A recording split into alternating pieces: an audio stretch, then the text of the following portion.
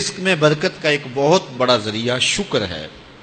ارشاد فرمایا لَإِن شَكَرْتُمْ لَأَزِيدَنَّكُمْ، اگر تم شکر کرو گے وہ تمہیں اور زیادہ عطا کرے گا، اور اگر تم شکر نہیں کرو گے وَلَئِن كَفَرْتُمْ، کفران نعمت کرو گے، إِنَّ عَذَابِي لَشَدِيدٌ، تو پھر میرا عذاب بڑا سخت ہے. رزق کے اضافے کا ایک اور بہت بڑا سبب انفاق فی سبیل اللہ ہے. اللہ فرماتا ہے جو تم خرچ کرتے ہو تو جو چیز تم نے نکال دی اس کی جگہ اللہ تمہیں اور عطا کر دیتا ہے. بعض کا ہمارا یہ ہوتا ہے کہ کوئی آدمی مالی بحران میں آ گیا تو وہ کرتا کیا ہے کہ جو راہ خدا میں دینے کا کھاتا تھا پہلے اسے کلوز کرتا ہے. یہ فلاں مدرسے کو دیتے ہو یہ بھی بند کر دو، یہ مسجد کو دیتے ہو یہ بھی بند کر دو، یہ فلاں غریب کو دیتے ہو یہ بھی بند کرو، حالات ٹائٹ ہو گئے ہیں. لیکن 5 گاڑیاں ہیں تو 2 گاڑیوں پہ گزارا کر لیا جائے، پیٹرول بچے، یہ نہیں ہو سکتا.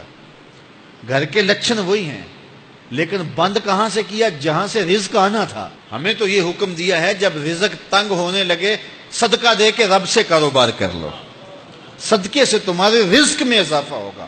یہ رب کا وعدہ ہے اور اللہ کے وعدے جھوٹے نہیں ہو سکتے. رزق کی برکت کا ایک اور بہت بڑا ذریعہ النکاح ہے. فرمایا اگر تم نکاح کرو گے تم فقیر ہو وہ تمہیں غنی کر دے گا. لوگ کہتے ہیں بچہ پیروں پہ کھڑا ہو لے تو پھر نکاح کریں گے. اللہ کہتا ہے تم نکاح کرو ہم پیروں پہ کھڑا کر دیں گے. ہمارا فلسفہ اپنا ہے، اس کا حکم اپنا ہے. وہ کہتا ہے ابھی تو یہ اپنے لیے نہیں کماتا تو جو آئے گی اس کو کہاں سے کھلائے گا؟ میاں جس نے آنا ہے اس نے اپنا رزق لے کے آنا ہے. تو بچوں کی شادیاں کرو، اگر وہ جوان ہو گئے رزق نصیب ہوگا. اپنے اہل خانہ کو نماز کے حکم دینے سے رزق بڑھتا ہے، کیونکہ جو صبح کا وقت ہوتا ہے یہ رزق کے بٹنے کا وقت ہوتا ہے. اور جس گھر میں صبح کے وقت لوگ سوئے ہوئے ہوتے ہیں وہاں بے برکتیاں ہوتی ہیں. تو طلوع فجر سے لے کر کے طلوع آفتاب تک اپنی اولاد کو، بیوی کو، بچوں کو نہ سونے دیں. اس وقت رزق بٹنے کے لمحے ہوتے ہیں. کثیر دعائیں مانگیں، تلاوت کلام مجید پڑھیں اور نماز فجر مرد حضرات مسجدوں میں جا کے باجماعت ادا کریں، اور گھروں میں جو ہے وہ بیٹیاں بہنیں مصلے بچھا لیں تو اللہ کی رحمتوں کا نزول ہوگا. اب ایک حدیث میں رزق کے اضافے کا ایک اور نسخہ ارشاد کیا گیا. میرے حضور نے فرمایا جو شخص یہ چاہتا ہے کہ اس کے رزق میں برکتیں ہو اور اس کی عمر میں اضافہ ہو تو وہ اپنے رشتہ داروں کے ساتھ سلوک اچھا کرے. رشتہ داروں کے ساتھ اگر اچھا سلوک کرو گے تو پھر تمہارے رزق میں برکت ہو.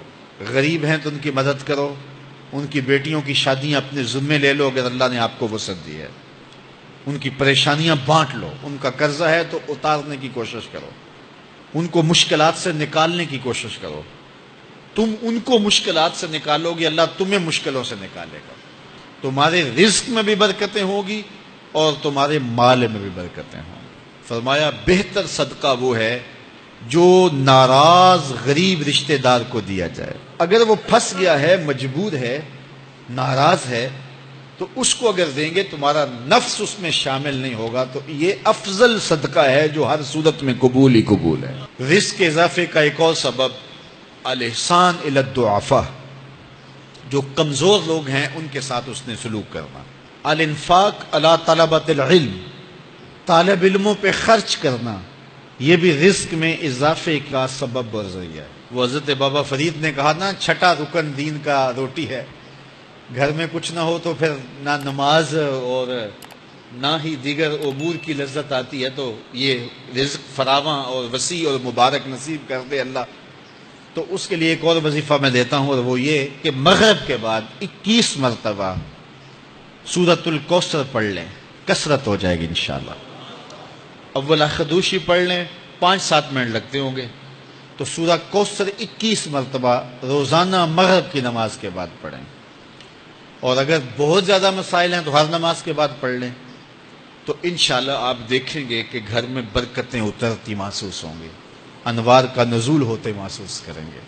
تو یہ وہ رزق کے اسباب ہیں، اگر ہم اختیار کر لیں تو ہم اللہ کی خاص رحمتوں کے حقدار ہوں گے. اللہ ہم سب کو رزق حلال، رزق وسیع، رزق سہل، رزق مبارک، رزق فراواں نصیب فرمائے. Subscribe now and press the bell icon. Never miss an update.